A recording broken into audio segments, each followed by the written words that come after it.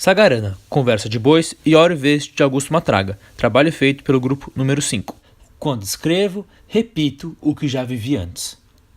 João Guimarães Rosa, ou Joãozinho, como era chamado pelos íntimos, nasceu a princípio do século XX e foi um dos autores de maior destaque da terceira fase do movimento literário conhecido como modernismo. Assim, fica evidenciado o estilo adotado por ele em suas obras, com poesias de caráter regionalista. Ele buscava retratar a realidade de sua região através dos seus textos.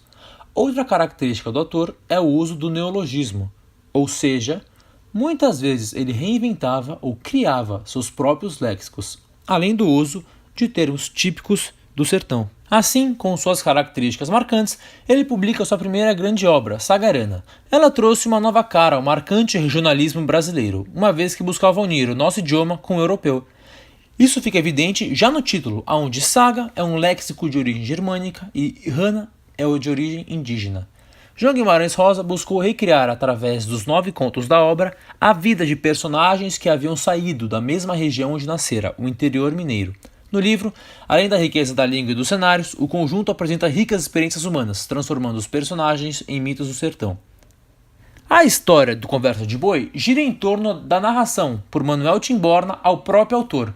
Manuel narra o ocorrido procurando deixar clara 2 ideias. Primeira, de que o boi fala e pensa o tempo inteiro, e segunda, de que os animais conversavam entre si e questionavam se os homens eram inteligentes ou se seriam os animais os racionais. No conto Conversa de Boi, narra-se a trajetória entre Tiãozinho e Agenor Soronho, que realiza uma travessia pelo sertão em carro de boi para enterrar o corpo do pai do Tiãozinho, o seu Januário.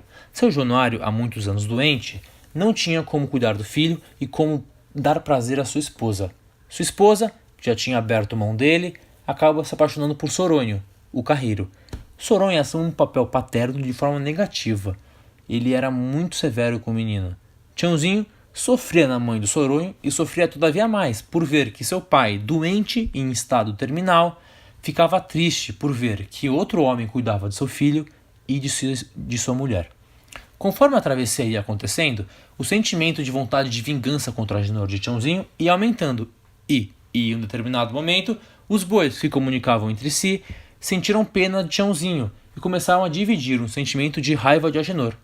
Neste momento, ambos souberam que caso Agenor caísse da carroça, ele cairia ao lado da roda e a roda, consequentemente, passaria por cima dele. No dia seguinte, Agenor morre atropelado. Com a morte de Agenor, a viagem era, enfim, mais alegre. Agenor representa o mal, maltratava o menino e o mandava como se fosse seu pai. Tiãozinho aparece como metade homem e metade boi. Uma vez se conversava e entendia eles. Já os bois eram Buscapé, Namorado, Capitão, Barbagato, Dançador, Brilhante, Realejo e Canindé. Neste conto, há um contraste entre bois e homens, fortes e fracos, mas principalmente entre o bem e o mal. O maniqueísmo surge na obra entre a oposição entre este bem e o mal, entre o fraco e o forte. Tal oposição entre ambos surge no momento em que Agenor, que judiava dos bois e do Tiãozinho, é morto por eles. O símbolo do mal na obra, Agenor, é morto por aqueles que apenas queriam sobreviver e eram simbolizados pelo bem. Além disso, Agenor, que era mais forte e se impunha sobre ambos, é morto por aqueles que eram subjugados por ele, mostrando que os fracos ganham do forte em um conflito. Tal relação de oposição. O miticismo aparece na obra quando os bois e Tiãozinho, durante sua jornada, começam a se comunicar. Afirma-se que tal comunicação na vida real é impossível. Além disso, com tal comunicação, os bois deixam de ser meros animais da natureza e passam a ser personagens ativos. Logo, o menino Tiãozinho e os bois formam um só personagem que busca o desaparecimento de Agenor da obra. Tal vontade de desaparecimento existe pela desgraça que Agenor impõe a ambos, através do acorrentamento e trabalho obrigatório aos bois e a Tiãozinho, que tinha sua mãe submetida a Agenor apesar de casada com o pai dele. A palavra surge ao menino exclusivamente com os bois. Nele antes só havia o desejo de vingança e a vergonha sentida pelas atitudes pecaminosas da mãe. O conto Hora e Vez de Augusto Matraga narra a história de Augusto Esteves, também conhecido como Nhô Augusto ou Augusto Matraga, filho do coronel Afonso Esteves. Nhô Augusto é considerado o maior valentão de sua região devido às suas constantes brigas com as pessoas e por maltratá-las por pura diversão. Ele era casado com Dona Dionora e tinha uma filha chamada Mimita. porém não se importava com nenhuma delas, e nem com a fazenda onde elas viviam, e aos poucos ela vai sendo arruinada. Sua esposa um dia se cansa e foge com outro homem chamado Ovidio Moura e leva sua filha junto. Ele quer ir atrás delas, mas seus capangas se recusam. Além dele perder a esposa e filha, Nhô Augusto é traído por seus capangas, chamados de bate-paus, que se juntam ao seu maior inimigo, Major Consilva. Todas essas notícias foram dadas pelo seu único fiel amigo, Kim Recandeiro, que além de amigo era capanga. Matraga decide se vingar dos dois homens que tiraram tudo dele, Major Consilva e Ovidio Moura, mas primeiro queria se vingar do Major e de seus capangas que o traíram. Porém, foi pego de surpresa por eles mesmos, que o espancaram até que ele caísse no chão. Major deu a ordem para que o mataram, mas antes deles matarem, Nhô Augusto e os capangas esquentaram um pedaço de ferro e marcaram sua pele com as iniciais do Major Consilva. Matraga foge e se joga de um barranco. Os capangas o consideram morto. Mas Augusto foi encontrado por um casal de negros, todo destruído, todo machucado. E cuidaram dele, o acolheram e o trouxeram a um padre para que ele pedisse perdão por seus pecados. E é aí que Augusto pede para que o padre conceda a ele sua hora e sua vez. Ele esperava apenas a salvação de sua alma. Estava totalmente arrependido de suas maldades que fizeram em seu passado, querendo compensar seus atos com bondade, e foi em busca de trabalho.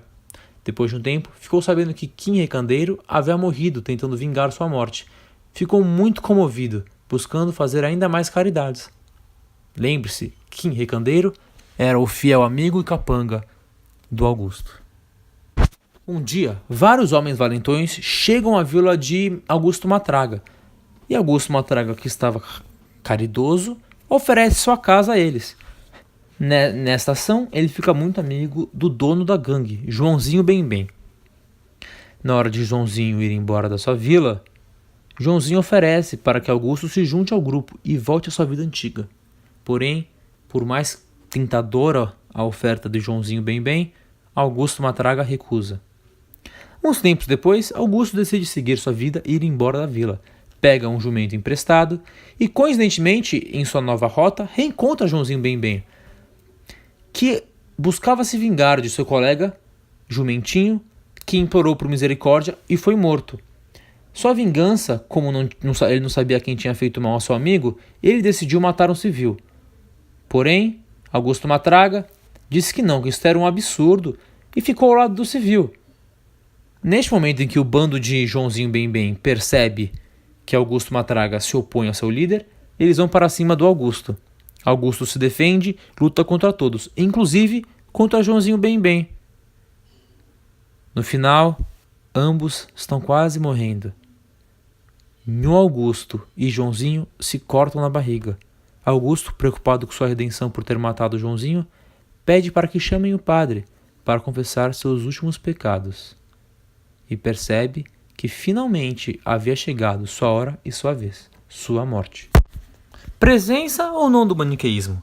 A presença do maniqueísmo se encontra na última passagem do conto, aonde Augusto Esteves mata Joãozinho Bem-Bem, podendo ter dois lados da ação.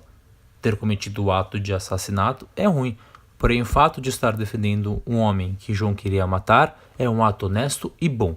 A ação de Joãozinho de matar Augusto também pode ser vista como uma perspectiva maniqueísta, pois ao esfaqueá-lo, o ajuda a encontrar sua redenção.